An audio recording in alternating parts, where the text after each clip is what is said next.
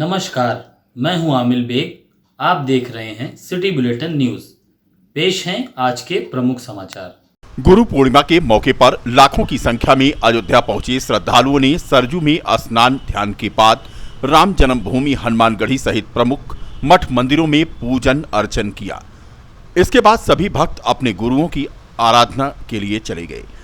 गुरु पूर्णिमा हिंदू धर्म की प्राचीन परंपरा है, जिसका निर्वाह आज भी लोग अपने गुरुओं के दर्शन पूजन और सेवा करके करते हैं। वहीं सुरक्षा के व्यापक इंतजाम आज अयोध्या में किए गए हैं। सरजू घाट पुरोहित रामाधार पांडे ने कहा कि 2 साल कोरोना काल में कोई भीड़ भाड़ नहीं थी। इस बार राम लला की कृपा से सब सही है और अब रामनगरी में श्रद्धालुओं का जमावड़ा है।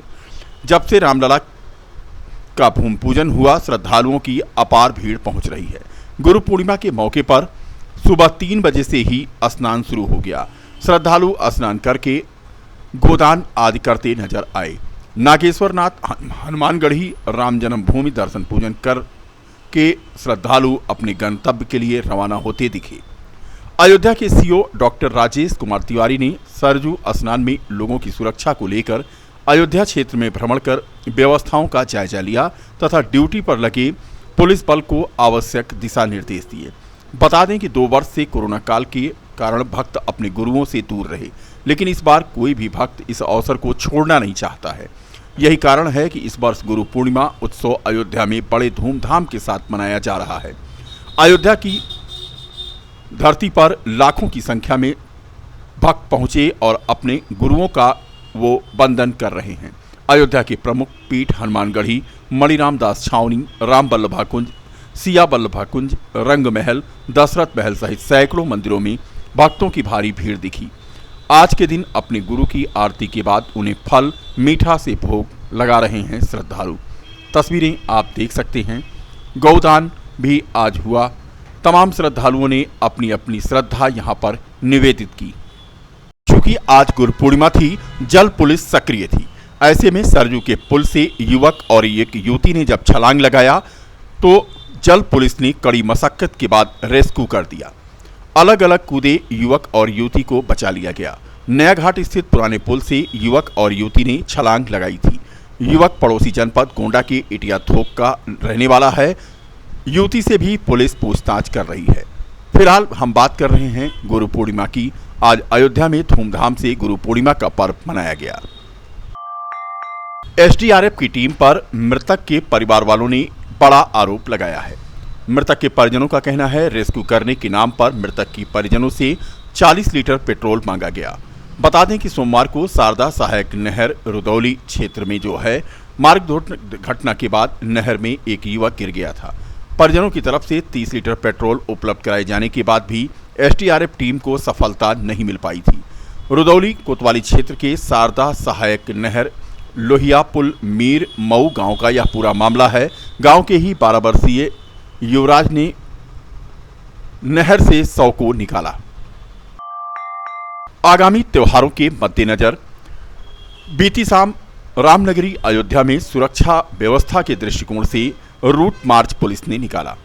सीओ सिटी के नेतृत्व में आगामी त्योहारों के मद्देनजर यह रूट मार्च निकाला गया, जिसमें पैरा मिलिट्री फोर्स भी पुलिस के साथ सड़कों पर उतरी और रूट मार्च किया।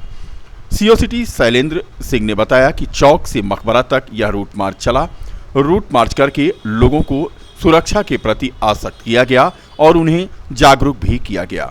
बता दें कि इन दिनों पुलिस आए दिन शहर में रूट मार्च करती है।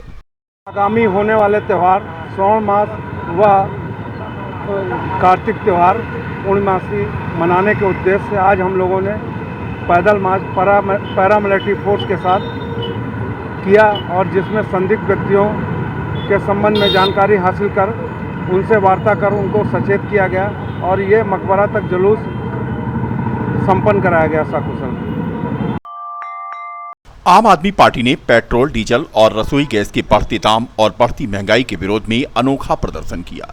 शहर के गांधी पार्क से सर्किट हाउस तक सिर पर सिलेंडर रखकर खच्चर की सवारी करते हुए सर्किट हाउस जब कार्यकर्ता पहुंचे तो पुलिस ने उन्हें रोक दिया। इस प्रदर्शन में आप कार्यकर्ताओं ने घरेलू गैस सिलेंडर सड़क पर रखकर केंद्र की मोदी सरकार के खिलाफ जमकर नारेबाजी की। आम आदमी पार्टी के पंचायत प्रकोष्ठ के प्रदेश अध्यक्ष विनय पटेल ने कहा कि केंद्र की मोदी सरकार की गलत नीतियों और तानाशाही रवैये की वजह से आज देश में पेट्रोल 100 का आंकड़ा छूने जा रहा है। 2000 से पहले यही भाजपा के लोग बड़े आंदोलन करते थे, आज ये अपने वादे भूल गए और देश को गुमराह करने में लगे हैं। उन्होंने कहा कि इनके दाम बढ़ने का असर सभी संसाधनों पर पड़ रहा है। देश में महंगाई बढ़ गई है, आम आदमी परेशान है। महानगर के अध्यक्ष अनिल प्रजापति ने कहा कि आज जिस प्रकार पेट्रोल, डीजल और घरेलू गैस के दाम बढ़ रहे हैं वो देश के लिए चिंता का विषय है। देखिए, पिछले 2 सालों में जुलाई 2020 में जो गैस सिलेंडर 596 रुपए में मिल रहा था, वही गैस सिलेंडर जुलाई 2022 में 1056 रुपए का मिल रहा है। तो पिछले 2 सालों में गैस सिलेंडर दुगना कर दिया गया है। गैस सिलेंडर के दाम आज हम लोग प्रभु श्री रामचंद्र जी की धरती अयोध्या में नरेंद्र मोदी जी से मांग करते हैं कि आप एक गैस सिलेंडर के दाम वापस लीजिए और प्रभु रामचंद्र जी के भक्तों के ऊपर जो महंगाई की मार आपने डाली है, हनुमान जी के भक्तों के गरीब भक्तों से खाने की थाली से जो खाना छीनने का काम किया है वो वापस करें। 50 रुपया बढ़े हुए गैस के दाम तुरंत वापस लिए जाए। और आपने देखा 2013 में जिस प्रकार से गैस सिलेंडर का दाम मात्र 8 रुपए बढ़ने पर भाजपा की नेता। अयोध्या जनपद की कोतवाली नगर की पुलिस को आज बड़ी सफलता हाथ लगी। शहर में महिलाओं से चैन स्नेचिंग करने वाले गिरोह का पुलिस ने पर्दाफाश किया है। 3 चैन स्नेचर की गिरफ्तारी GIC तिराहे के पास से हुई है। शहर क्षेत्र के तीनों चैन स्नेचर रहने वाले हैं, जिनके पास से एक सोने की चैन, 10,500 रुपए नगद और एक तमंचा, कारतूस और एक चाकू मोटरसाइकिल बरामद हुई है। सुबह मॉर्निंग वॉक और शाम को सामान खरीदने जाने वाली महिलाओं को ये निशाना बनाते थे। पकड़े गए तीनों चैन स्नेचर आरोपियों के ऊपर पहले से ही कई मुकदमे दर्ज हैं। इनका आपराधिक इतिहास है। गिरफ्तार करने वाली टीम को SSP प्रशांत वर्मा ने 20,000 रुपए पुरस्कार देने की घोषणा की है। कोतवाली नगर में आयोजित प्रेस वार्ता के दौरान SP सिटी विजयपाल सिंह और CO सिटी शैलेंद्र सिंह ने इस मामले का खुलासा किया। कोतवाली नगर क्षेत्र में चैन स्नैचिंग की घटनाएं हुई थी और जिसको वर्कआउट करने के लिए वरिष्ठ पुलिस अधीक्षक महोदय के निर्देशन में टीम लगी हुई थी। क्षेत्राधिकारी नगर शैलेंद्र सिंह के पर्यवेक्षण में SHO कोतवाली शमशेर बहादुर सिंह और इनकी पूरी टीम के द्वारा अथक परिश्रम करके इन घटनाओं के अनावरण में सफलता प्राप्त किया है, जिसमें 3 अभियुक्त गिरफ्तार हुए और रहने वाले शहर क्षेत्र के हैं। और इनके पास से एक बाइक बरामद मिली है, एक चेन मिली है और इसके अलावा जो है इनके पास से जो है एक अदद चाकू और एक तमंचा में कारतूस से बरामद हुआ है।